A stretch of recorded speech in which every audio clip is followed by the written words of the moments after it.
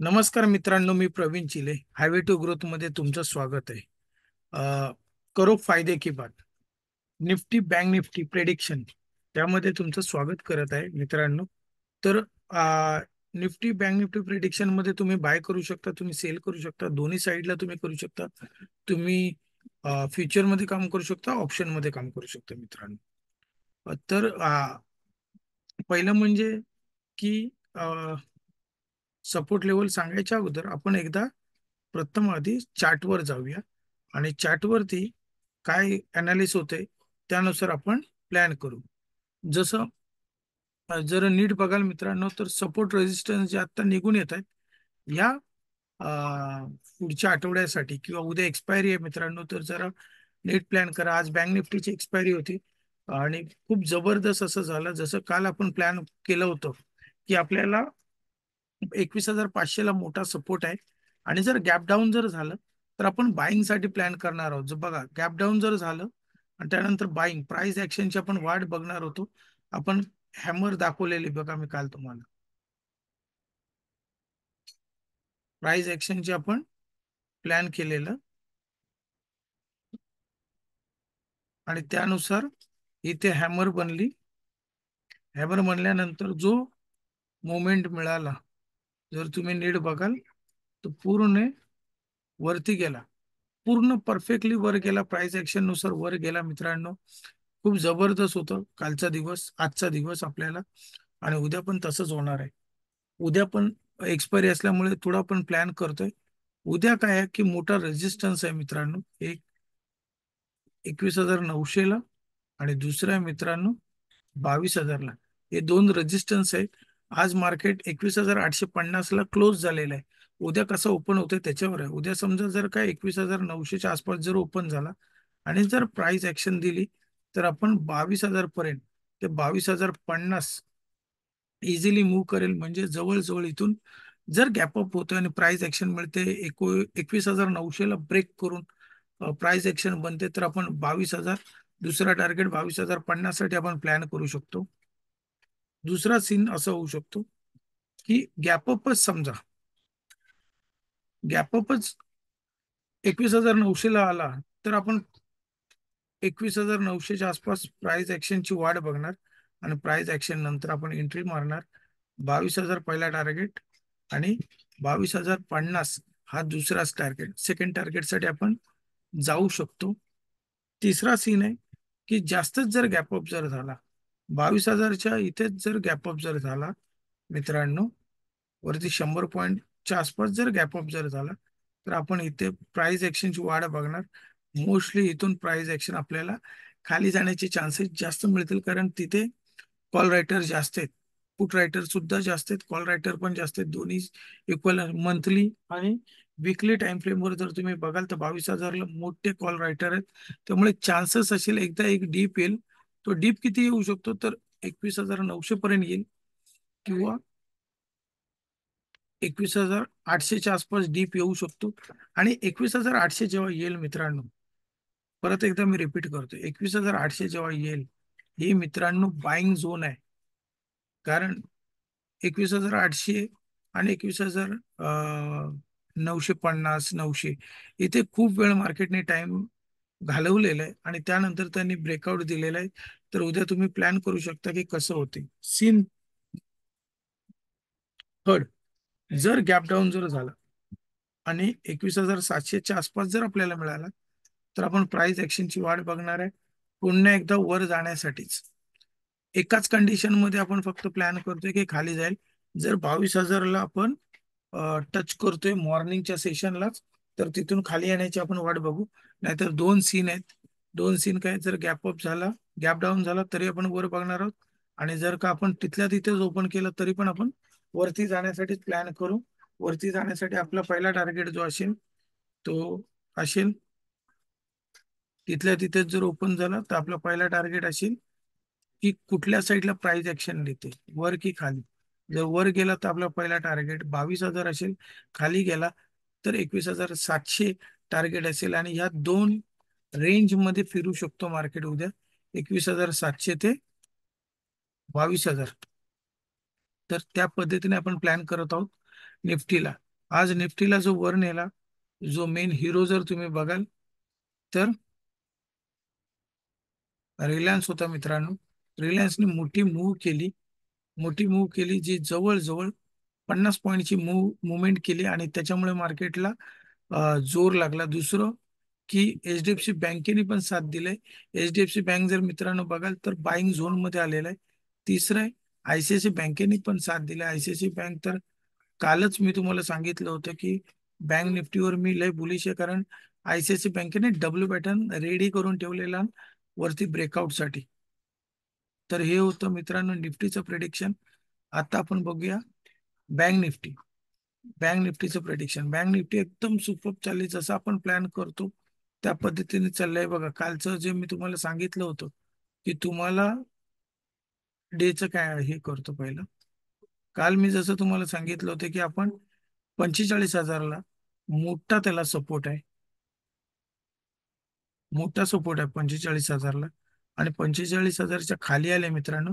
पण त्यांनी कसं दिलंय बघा, खाली येऊन गॅ हे दिलं, प्राइस ऍक्शन झाली आणि इथे पॅटर्न बनला.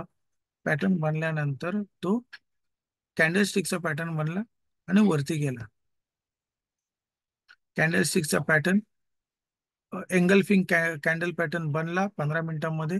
आणि तो एकदम स्मूथ, जर तुम्ही नीट बघाल तर एकदम प्राइस बनवत बनवत बनवत बनवत सुपर गेला. आणि आज मित्रांनो त्याची क्लोजिंग सुद्धा होती, आणि क्लोजिंग होती त्यामुळे तो एकदम फ्लाय झाला 12 नंतर. ठीक आहे.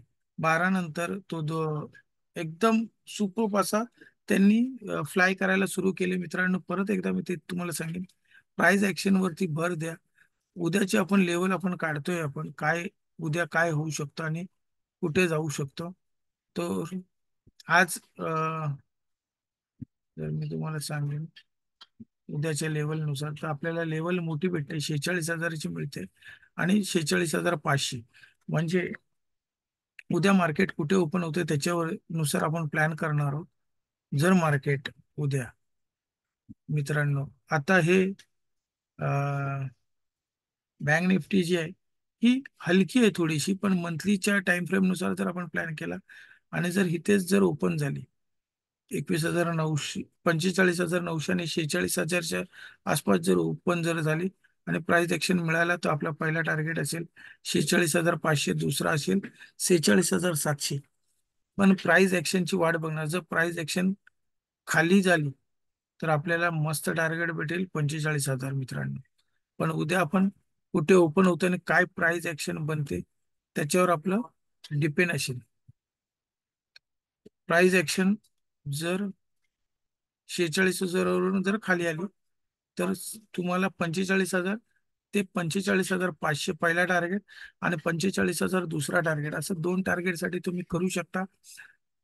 तिसरं असं आहे की जर का गॅप डाऊन जर ओपन झाली आणि 45,000 साठीच्या लेवललाच किंवा 45,500च्या लेवलला जर ओपन झाली, तर आपण प्राइस ऍक्शनची वाढ बघणार वर जाण्यासाठी. ठीक आहे. खाली जाण्यासाठी आपण पाहणार नाही. जर एकाच कंडिशनला आपण फक्त खाली जाण्यासाठी वाट बघणार आहोत. जर तो जर तो गॅपअप ओपन झाला, तर जर गॅपअप ओपन झाला आणि जर वरती गेला तर आपण खाली येण्याची वाट बघू. 46,000च्या खाली जेव्हा जाईल तेव्हा आपल्याला ट्रिगर पॉईंट असेल खाली जाण्यासाठी. नाहीतर 46,500 आपल्याला जोपर्यंत होत नाही तोपर्यंत आपण त्याच्यात करणार नाही. चला तर मग आपण सेन्सिबल वर बघूया. सेन्सिबल वरतीच जे आपल्याला टार्गेट मिळतात त्यानुसार आपण बघू की काय अं, ज्या काही गोष्टी आपल्याला सांगतं ते आपल्या ह्याच्यानुसारच असतात. ऑप्शन चेनच्या बेसिसवरतीच आपण सगळ्या गोष्टी सांगत आलेलो आहे आणि त्याच्यावरतीच प्लॅन करतोय. ही निफ्टीचा विकली टाइम फ्रेमचा आहे.